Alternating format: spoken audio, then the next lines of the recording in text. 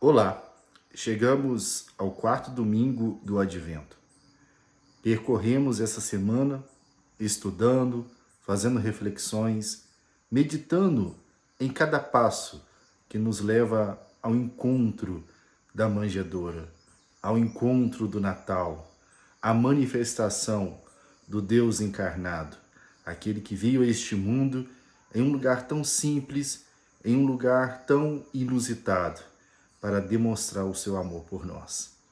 E a meditação desse quarto domingo tem como objetivo fazer-nos pensar de uma maneira bem específica sobre o personagem José.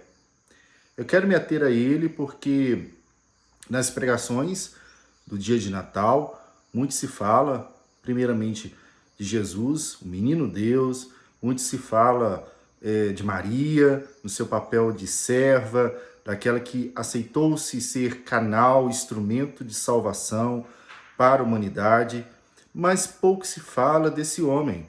E também se fala dos pastores que vieram ao encontro do menino. Mas José, em muitos casos, não é tão estudado, não é tão analisado.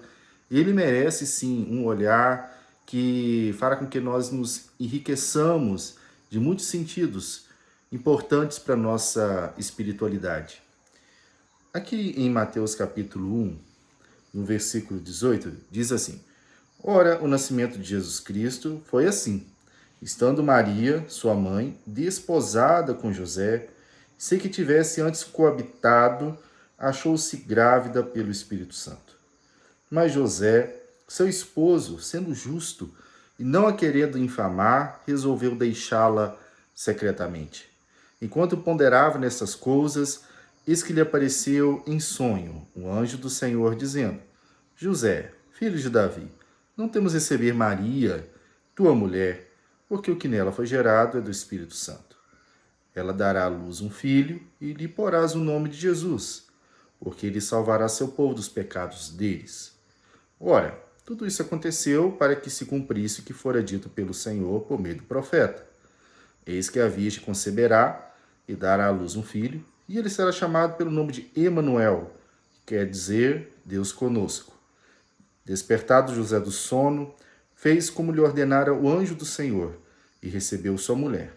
Contudo, não a conheceu, enquanto ela não deu à luz um filho, a que pôs o nome de Jesus. De pensar na vida desse homem leva-nos a pensar também em um desafio muito grande.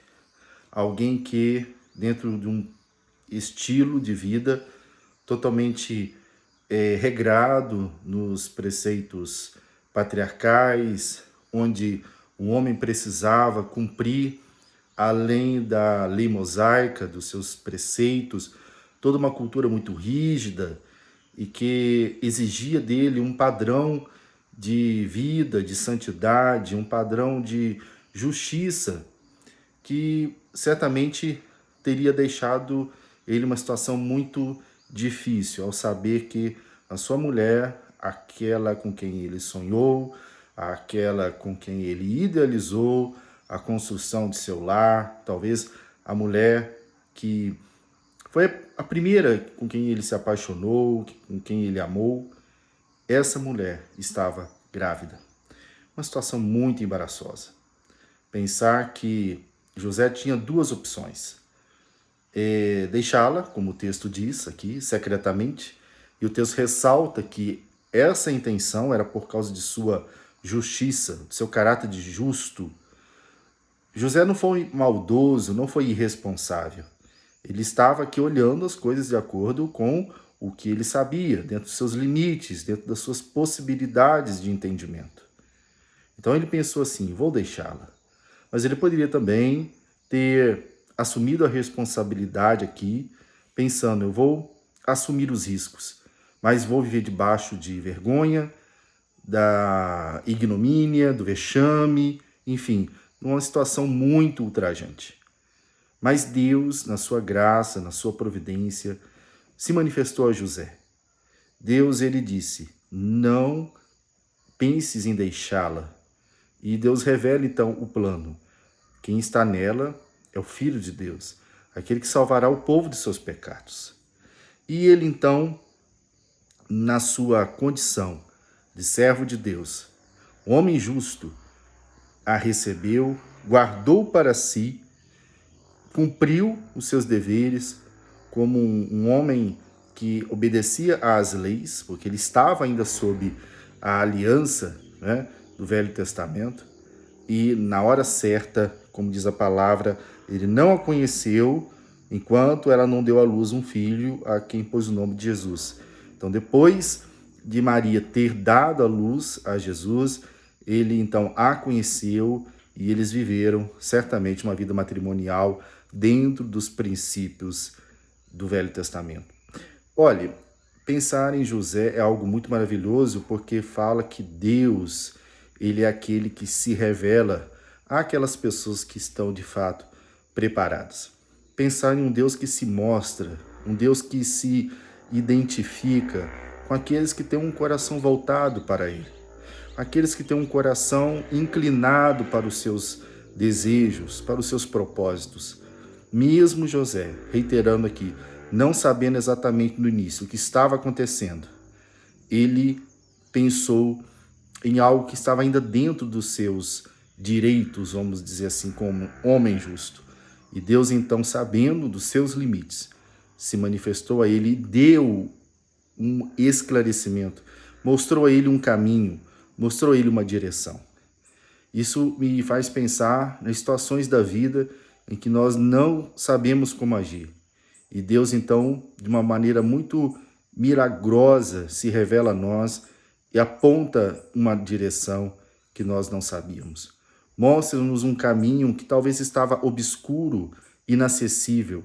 Assim é a nossa vida. E quantas vezes nós recebemos de Deus bênçãos que nós não pedimos, porque Deus sabe aquilo que nós necessitamos.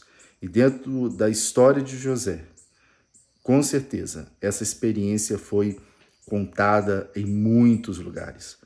Muitas pessoas, certamente, olharam para esse homem e viram nele um modelo de compromisso com Deus.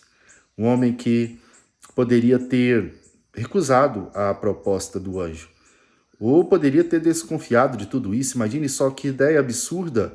Ela grávida e não foi fruto de uma relação humana, não foi fruto de uma relação sexual natural. Como isso pode ter acontecido? Ele aceitou esse paradoxo e viveu para a glória de Deus. As coisas de Deus também são loucura.